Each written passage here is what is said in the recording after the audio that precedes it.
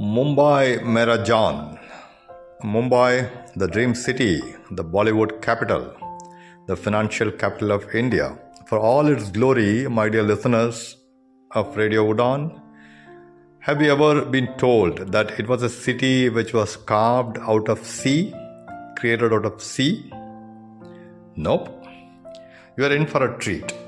I'm going to kind of read through a Guardian magazine article. Guardian is a newspaper which has been published in UK for a very long time, and it ran a series on the history of the cities, and on the 11th episode of the series it covered about Mumbai. And in this episode I'm going to share some very interesting information. Some of them wouldn't have been told to you by anybody till now from this article. In the late 18th century, the engineers of the East India Company in Bombay, they were losing a battle against the sea. They were dumping boatloads of stone into Worli Creek to build some kind of a wall and embankment, but it kept on collapsing. They tried so many times, but each time the sea just overturned the wall. That is when an engineer named Ramji Shivji Prabhu had a dream. The goddess Mahalakshmi and two others informed him in his dream that the stone idols were lying submerged in the creek. Can some space be made for them on the land? So Mr. Prabhu had then fished out those statues and installed them in a temple built nearby on a land gifted by the administration. And after that, the British engineers, they started building the wall, and the wall held. It didn't collapse.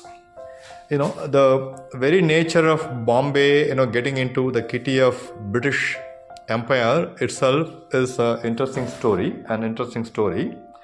When Charles II, one of the kings, a king of Britain, he got married into the Portuguese royal family in the 1600s. Mumbai was given to him as a dowry, as a gift. And at the time, he didn't have any clue about the area of Mumbai, how big or how small it was, where it was, how it was located. He had absolutely no idea. And then soon after, he transferred Mumbai for a paltry sum of 10 British pounds a year on lease to East India Shipping Company. And when the East India Shipping Company took over the city, because the city had a big port, Mumbai port was a huge one for all kind of trades to Europe, on the to the Western world. It realized the significance of the city and it started fortifying it. And one of the attempts made by the East Indian Shipping Company, their engineers, was to build a wall, so that the land, whatever land was there, would not be taken away by sea again.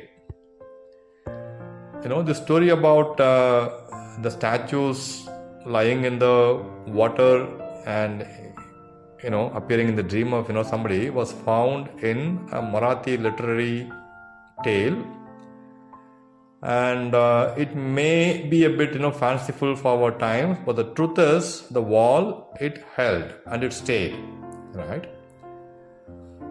And what happened is, once the wall was built, in the next few decades, a lot of causeways were constructed to link the 7 small islands that were separated by sea and swamp. So Mumbai was just a collection of islands, and how it became a big city is the story of this podcast, of this show. The city of Bombay grew through the conjuring up of land from the sea. Embankments or walls were built, hills were flattened, the rubble from the hills were dumped into the marshlands, the wetland, to reclaim the land. Along with the suburbs that came later, metropolitan Mumbai, which hosts about 12 million people today in an area of 438 square kilometers, it became just a solid chunk of land jutting out from the Indian peninsula into the Arabian Sea. We have created a city out of water, says Mariam Dosal, retired professor of history at the University of Mumbai, who had studied reclamation during the British period. It was a major feat. The subsequent development of Bombay owes a huge amount to the reclamation. That's what he said.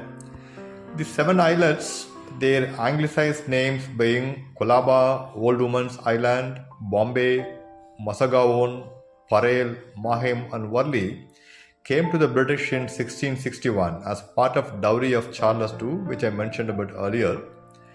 And after initial confusion about Bombay possibly being located, somewhere near Brazil. This was the thinking of the king then. He didn't even know Bombay was in India. He thought Bombay was in South America, in Brazil. The British took, possession of the island in 1665. And then, as Mr.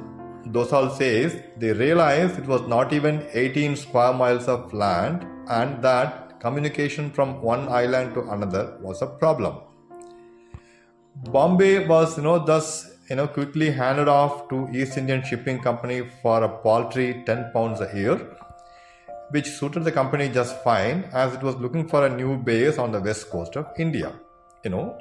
A dowry given by some king to some other king, it decided the fate of the enslaved India in a way.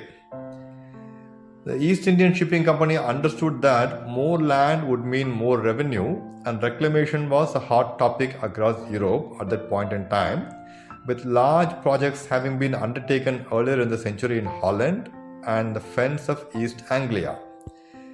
The 7 islets, the small islands, separated only by shallow water during high tides, looked ideal for recovering land, but the effort and investment required was still huge. Even if the Portuguese may have already attempted to build some causeways, meaning the 7 islands were by then likely only 4. By the time the British took over, the earlier occupiers of the Bombay Islands, the Portuguese, they have built causeways and embankments to make the islands look like only 4. The remaining 3 were connected. An early challenge to reclamation was the Great Breach between Bombay and Worli. It was a huge creek, which was lying in between these 2 islands. And in 1685, the Deputy Governor reported, concerning the overflown lands, there had been a thorough inspection, but we find it not feasible to stop the Great Gap. Now, the solution seemed to have been found by the early 18th century, however, and soon prison convicts were being marshaled to fill the breach. They were pushed into labor to fill the breach or the gap between those 2 islands. Decades later, the Hornby Vallard strengthened the existing mud embankment across the breach. It was having a mud embankment earlier built by Mr. Hornby Vallard, and his team, they strengthened it across the breach.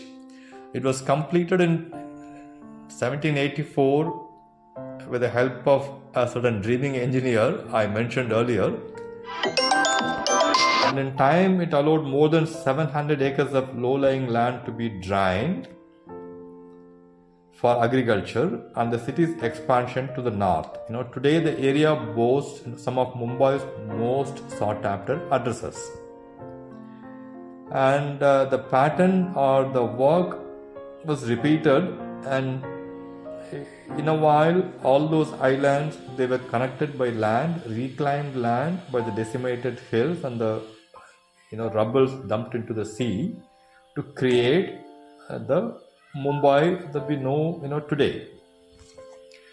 The history of Mumbai is so fascinating, but the reality is every other year Mumbai, when it rains heavily during monsoon, it is clogged, it faces a lot of flood situation, landslides, and nobody questions why landslide happens in my city, because it is not a hilly terrain.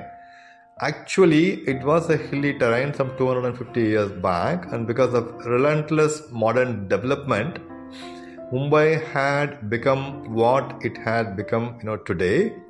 And with a rapid urbanization, with so many, canals dug for either for telecommunication or waterways for irrigation or for industries, and you name it. I mean, with rapid construction happening all around, the water which gets into Mumbai, the rightful place for the water, because it was part of sea anyway some 250 years back, right? It is trying to reclaim its land. What an irony. We reclaimed Mumbai from the sea by cutting down hills and dumping the rubbles to make land. And then we started digging the land left and right. For building, whatsoever we call modern amenities. And now the same water, which was part of the sea, is hitting back by reclaiming as much soil as possible. And this has become a perennial struggle for the Mumbaikars to wade through knee-deep water during monsoon, and then to face some kind of a drought kind of a scenario when the rains fail. My dear listeners of Radio Udaan, this is babuji Janak Rajan, your RJ. I'm talking to you on yet another episode of the Great Indian Monologue, the story of Mumbai. And remember this, next time when you read news about Mumbai floods and the statements which would be made by our politicians and our elected members of our honorable, institution called Assembly and Parliament, about the mitigation measures and so on. But the root cause of the problem is Mumbai was never meant to be what it is today. Thanks for listening, my dear listener. Stay blessed. I'll talk to you in yet another episode of the Great Indian Monologue with another interesting story. Till then, bye-bye.